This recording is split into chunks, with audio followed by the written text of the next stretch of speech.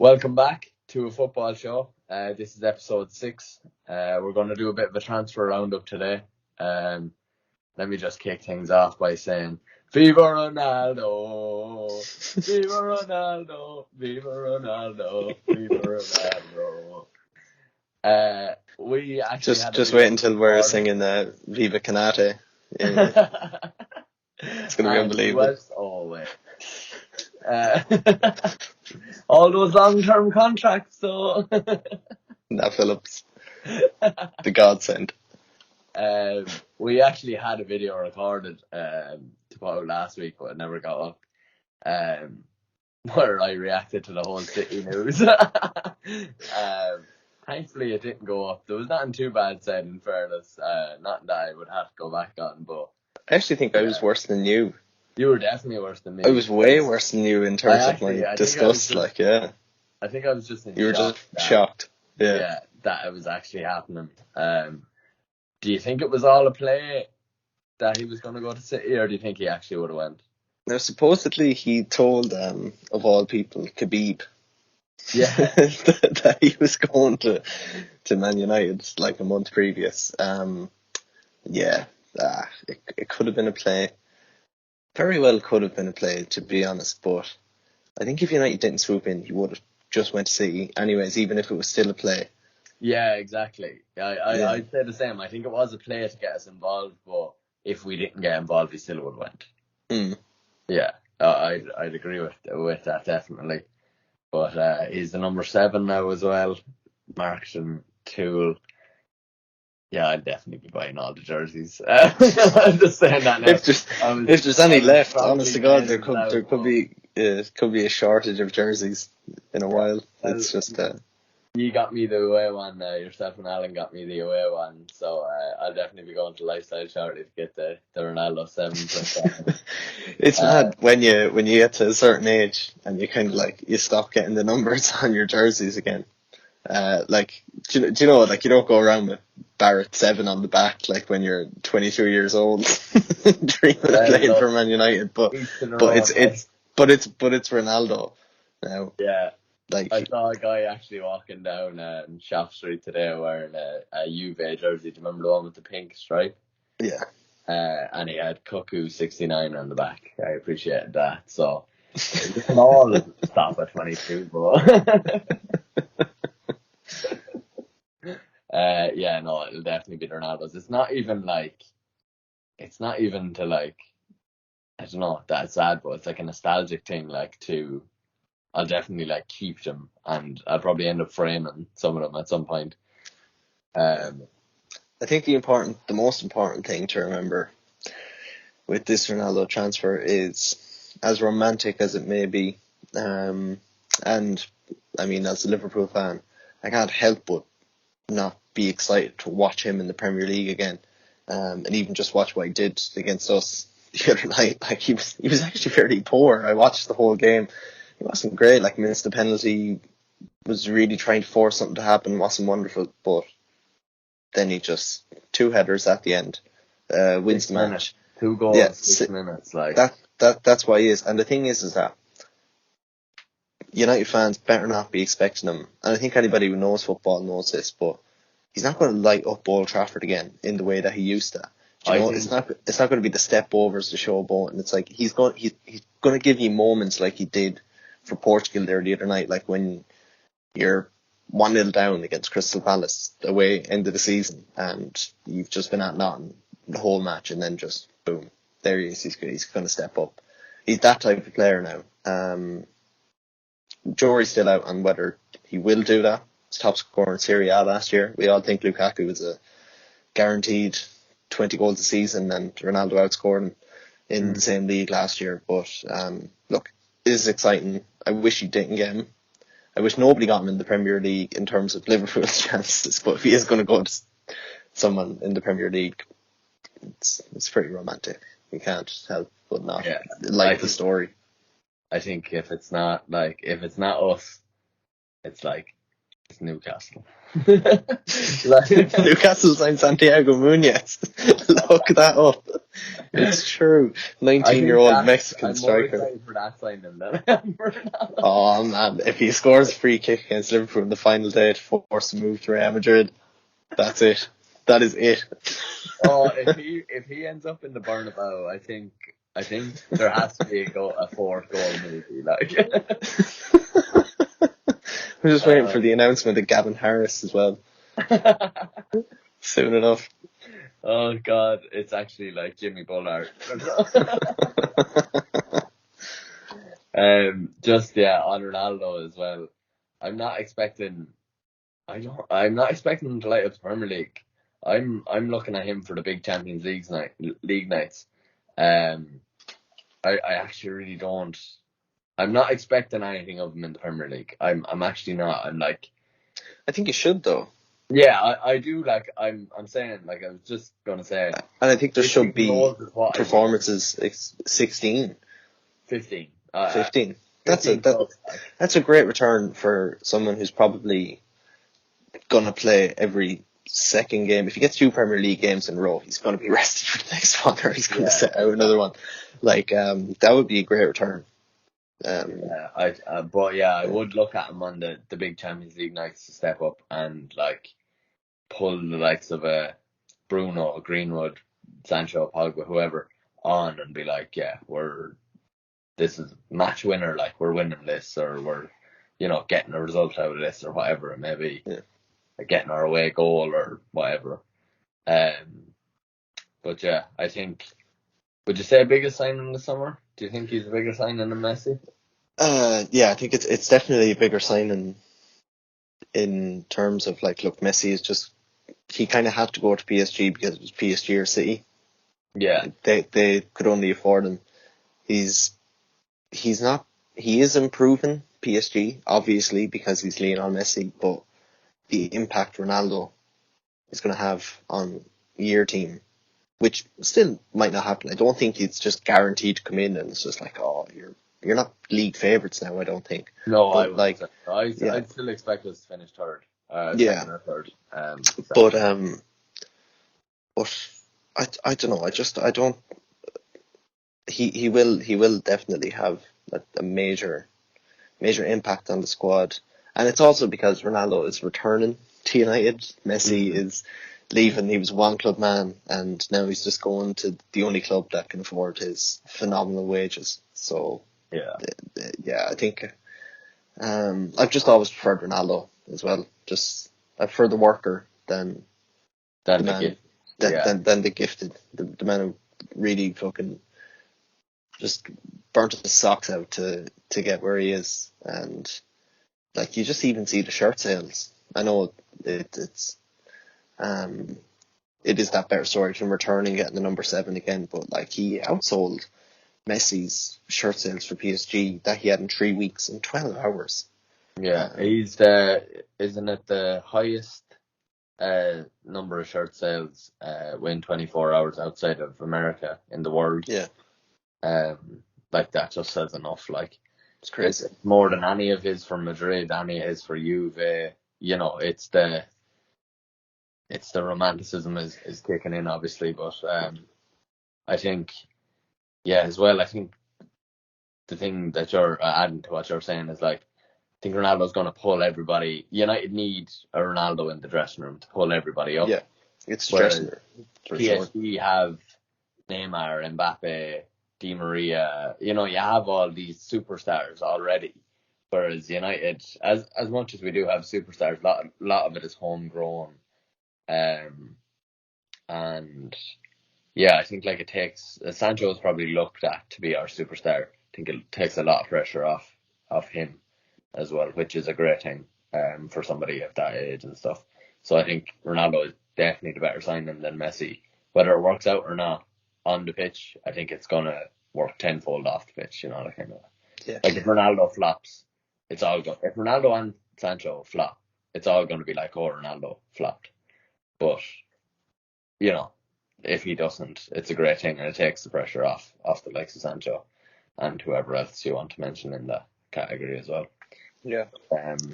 want to talk about Liverpool's window, but just before, just to like say about United's window, just quickly, is that you've done everything right, bar the first player that you should have signed was the player that you needed the most, which was the central midfielder. Yeah. But Varane, Sancho, and Ronaldo you've won the transfer window, in my opinion.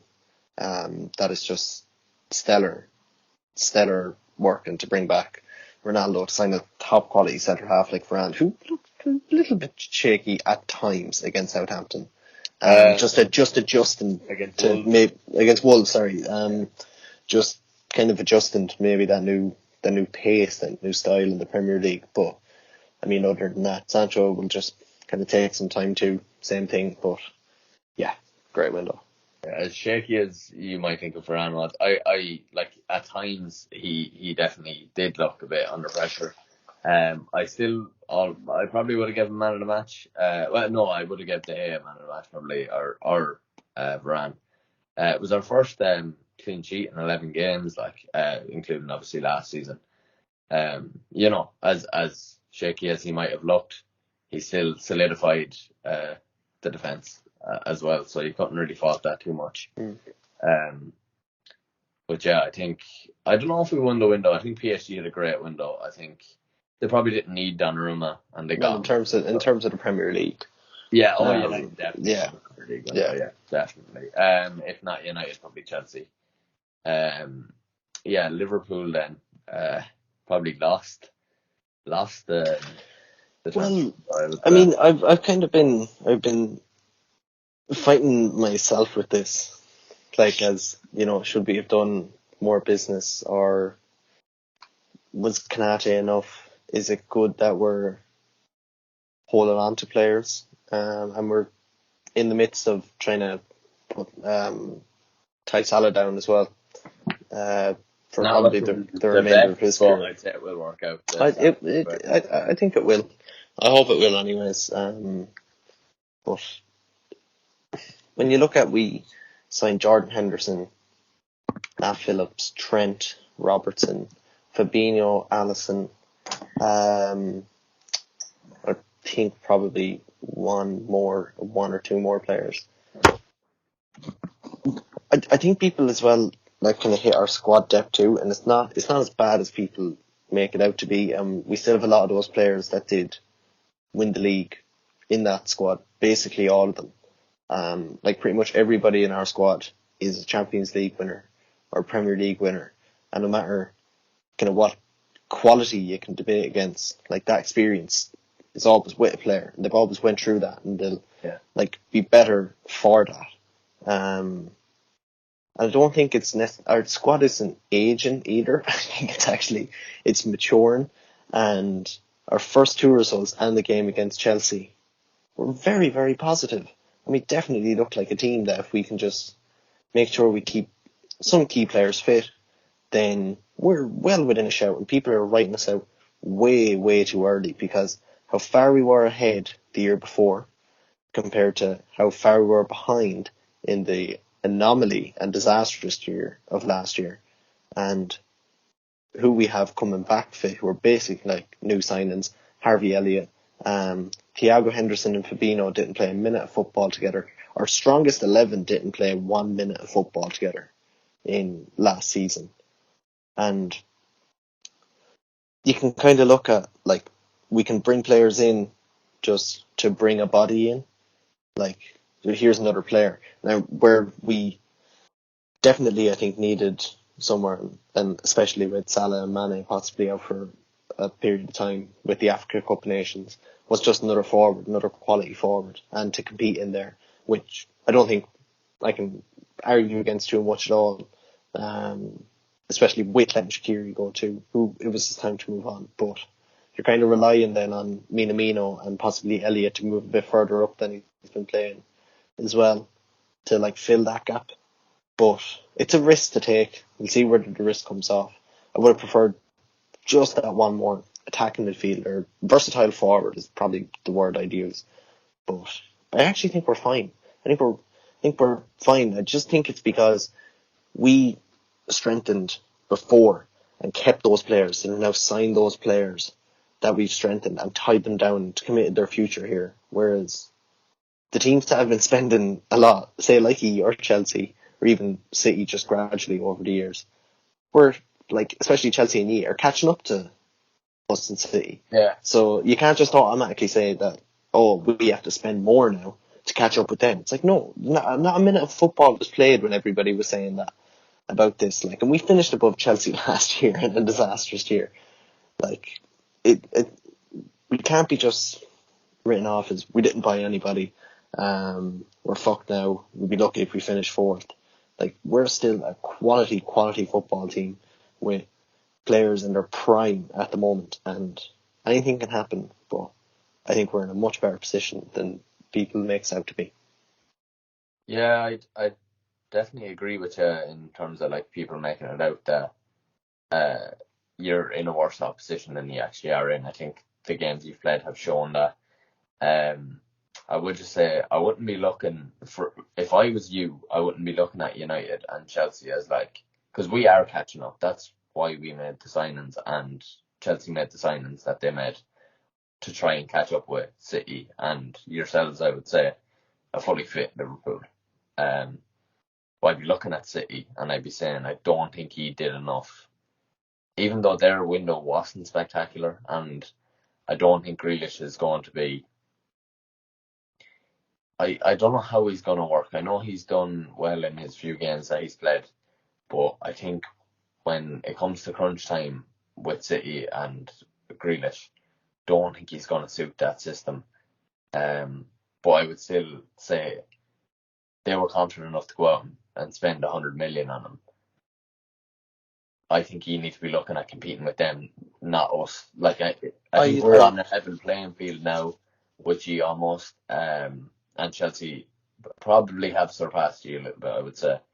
But I think it's City is the benchmark for the last how many years? I know year that you won the league, you won it by a country mile. But if you look at the last 5 years, we've been in a Champions League final, second in the league with 97 points against City, and won a Champions League, won the league, and then competed up to a point last year with an injury crisis. Like, that's 4 years.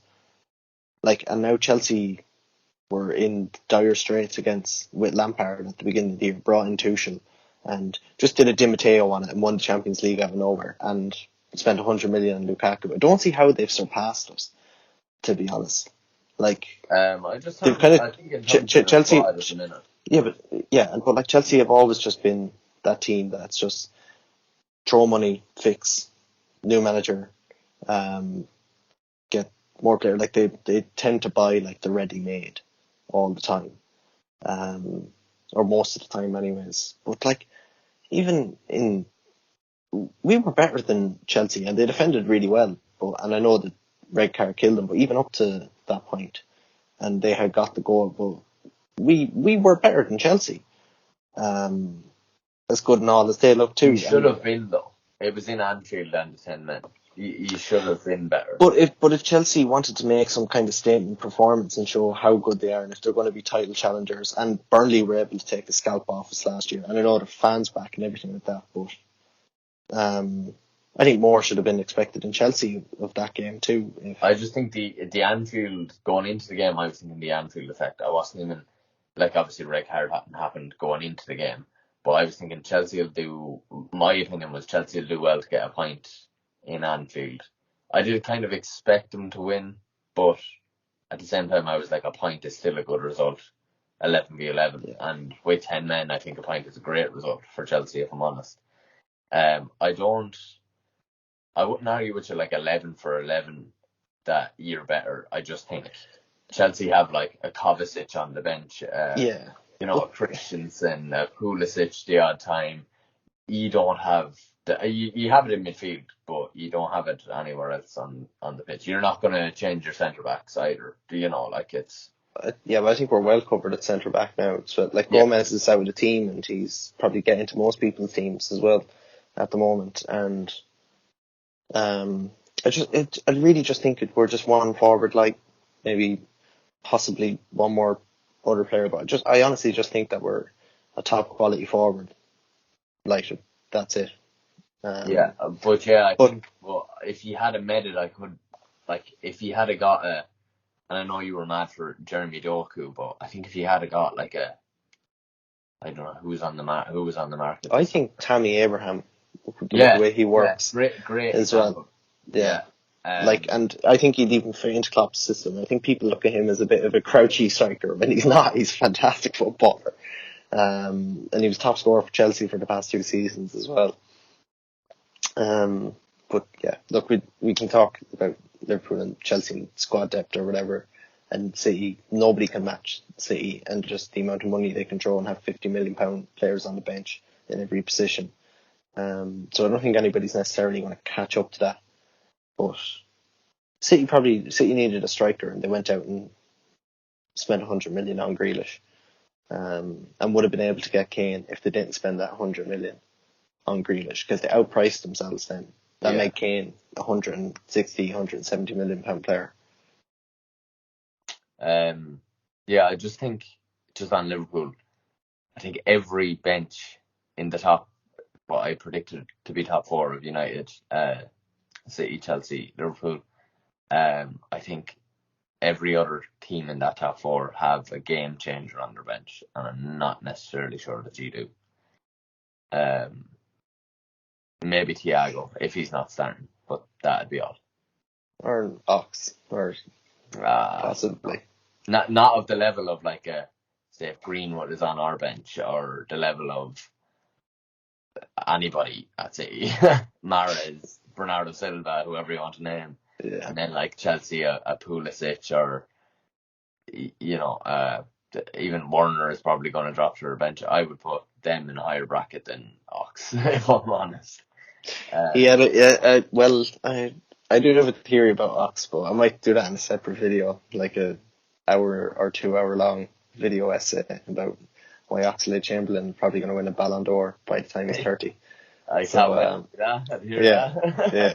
I think have to be a standalone video, that one, because I don't know if I'd be able to endure that. It might just be a Microsoft PowerPoint to you. I might do it that way. No, I have high hopes for Ox this year. I need a smaller club windows. Aston Villa. Arsenal. Yeah, well, what a disaster.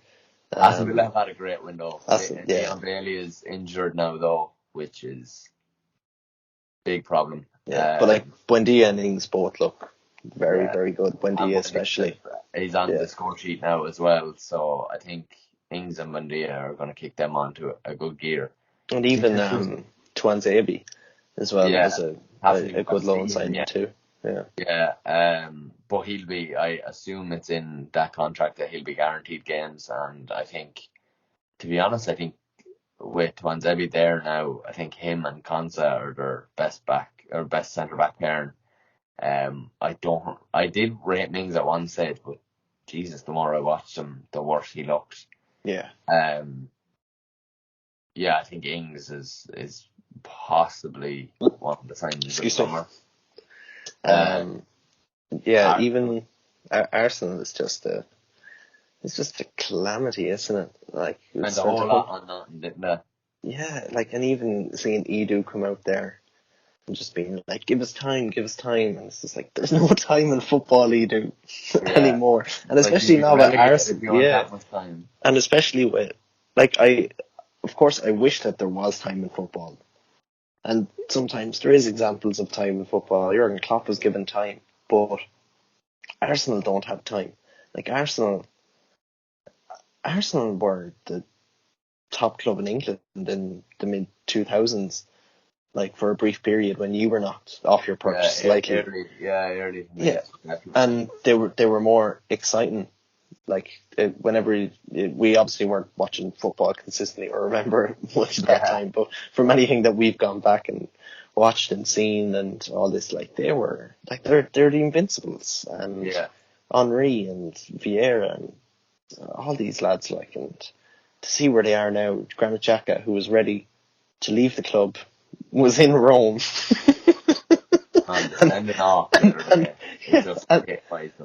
And has now been given a new contract and is still the captain. Like, what's happening? To be honest, when he signed the contract extension, I was thinking, like, that's not the worst move in the world, is what I thought. And I saw the sending off against City, and I was just like, you knew your team were going to get hammered, so you just took the easy way out, was the way I looked at it. And, like, his reaction as well, he argued for, 10 seconds, 20 seconds, and then just walked off the field. I think he was delighted to get out of the game, and I think, look, I don't like accusing players of anything, but God's sake, I think that man is... He's a head case. And I think he's just not all there. He's great potential as well, like even that one game in the Euros, say that everybody now, it's like, that's even why he was kind of like, maybe Roma were looking at the move for him, and even possibly, I forget who was playing with Switzerland, I think it was their last group game, but he's phenomenal. He's just pinging passes all over the place. He is a good player. And he has it in him. Yeah, he's just mentally very, very weak. He's too childish, and I think he could murder a man if he was pushed that far, like, possibly.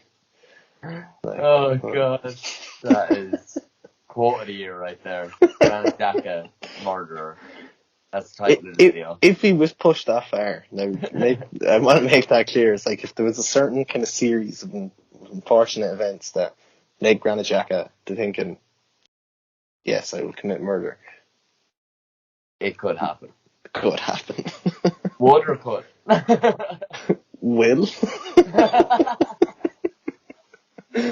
And the other Premier League. He captain's armband down and like ready. Strangling someone with. Arteta on the sideline. Edu, you're next. Like, God. Yeah, that's just clapping. No. Do you think any other Premier League? No. I think the best thing they did in the window was hold on to Harry Kane. And they signed Romero as well, from Atlanta. Not too bad.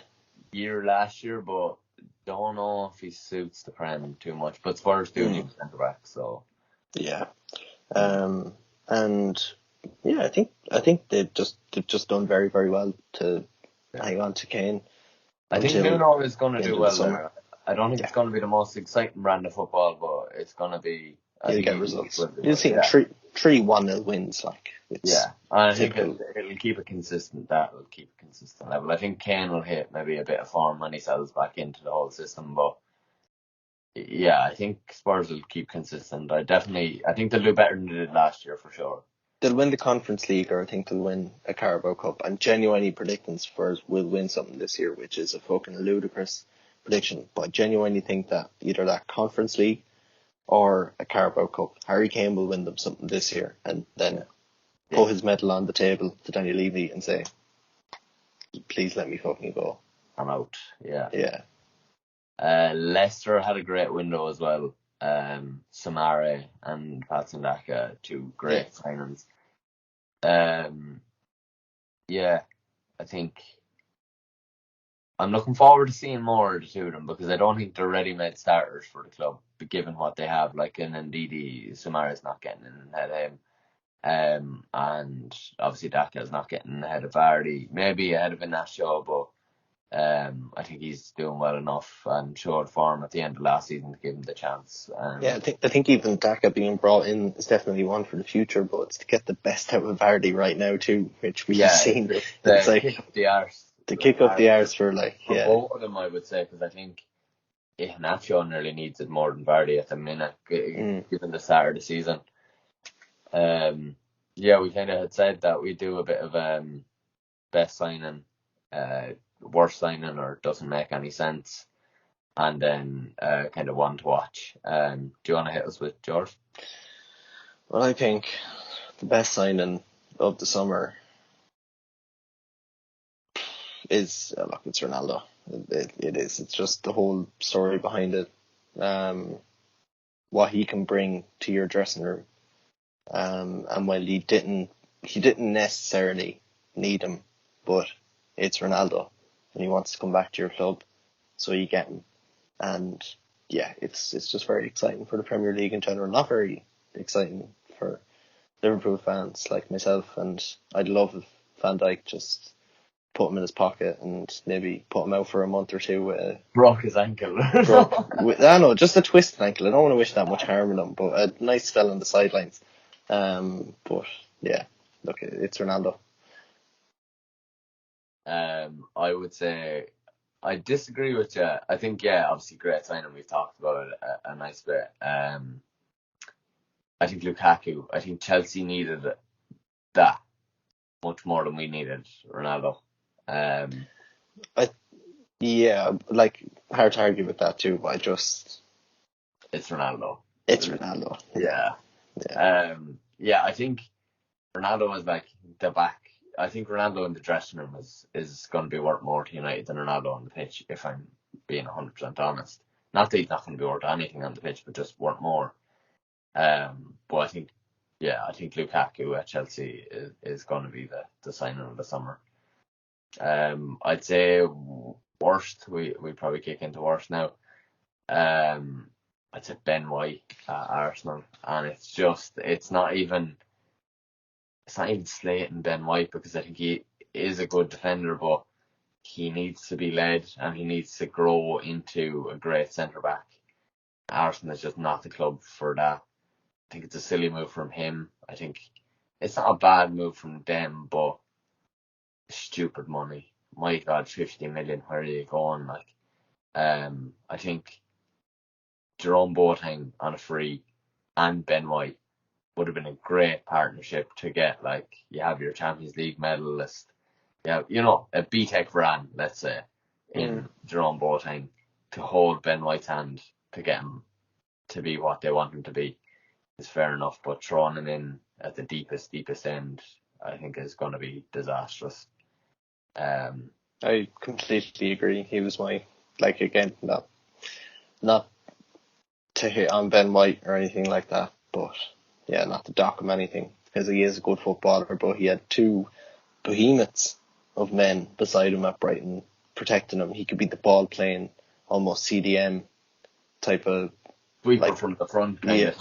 Sweeper from that type of way, and he's the main man in an Arsenal backline that's dismal, and I don't think he's going to pull out of it. He's too small. He's got bullied by Lukaku, absolutely bullied by him, and he's just not what Arsenal needed, and especially for that type of money. It's just a bad move all around. At the moment, he could turn things, but at the moment, not great. Yeah, I think we could look back on it in a few years and say good signing, but I just think for now, no. And I don't, this season, no. Do you want to hit us with your one to watch? Just because I think it was 1.5 million that he was purchased for from Bayer Leverkusen, Demarai Gray. We're on the same page.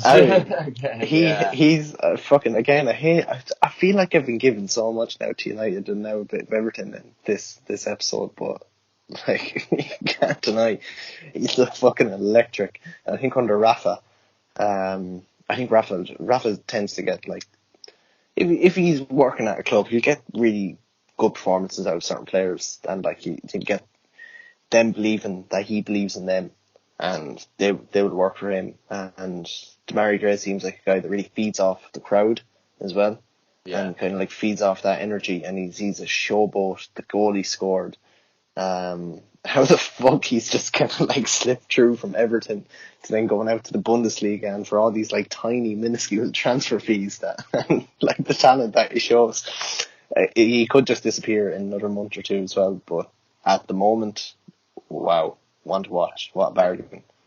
He could slip away, but for 1.5 million doesn't matter. Yeah, it actually doesn't really.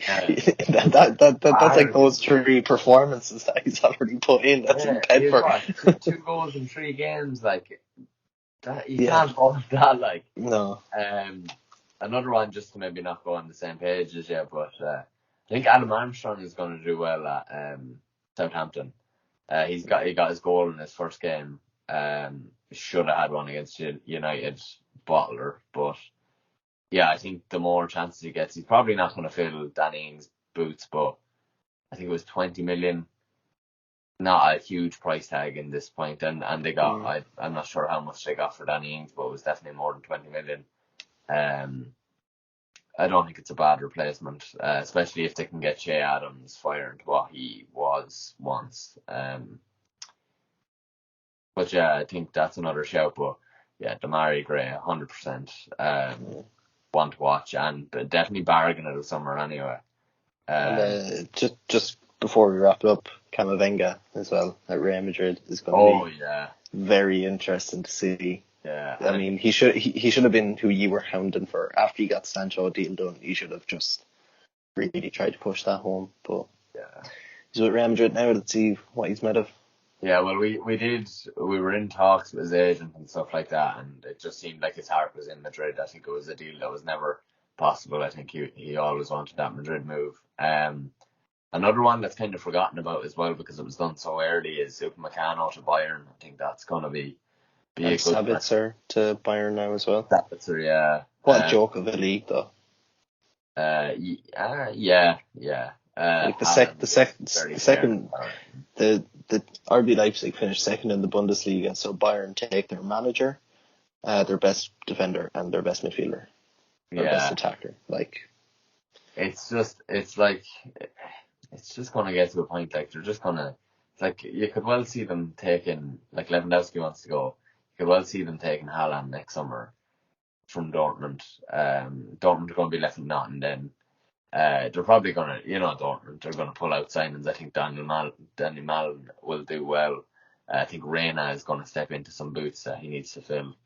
But, I could just see them offloading Lewandowski to City, getting in Haaland for 4 years, and just completely dominating that league again. Like they always have.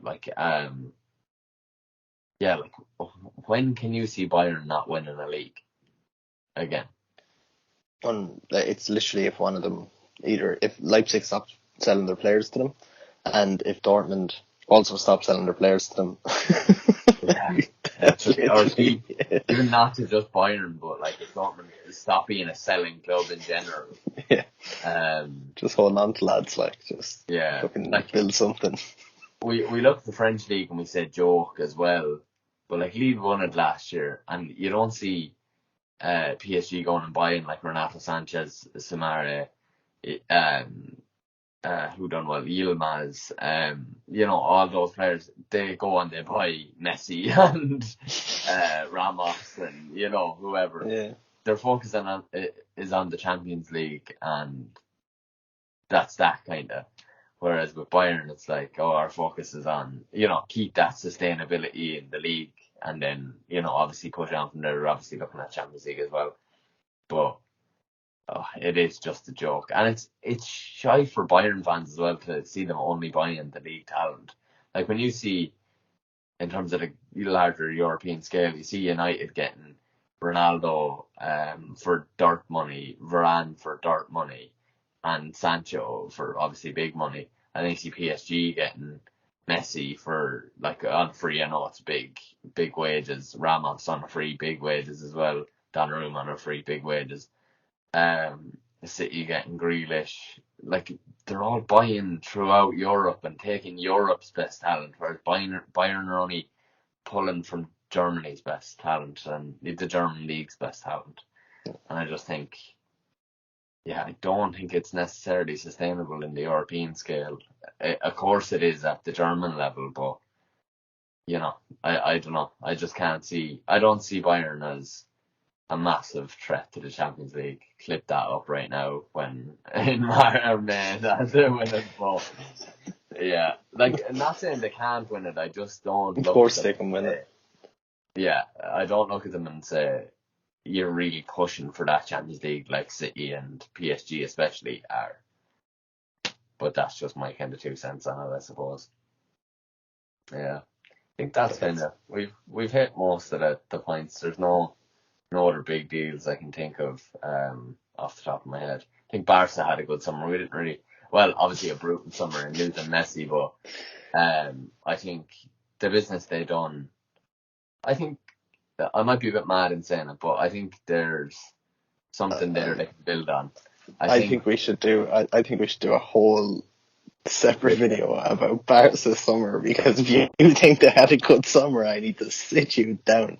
In terms of bringing people in, I think they done okay. I think Memphis Depay is going to light up La Liga and possibly the Champions League, but don't think there's enough around them at the same time. They went from Depay, Aguero, Messi, and Griezmann possibly playing in a front four to Depay, Braithwaite, and Luke de Jong.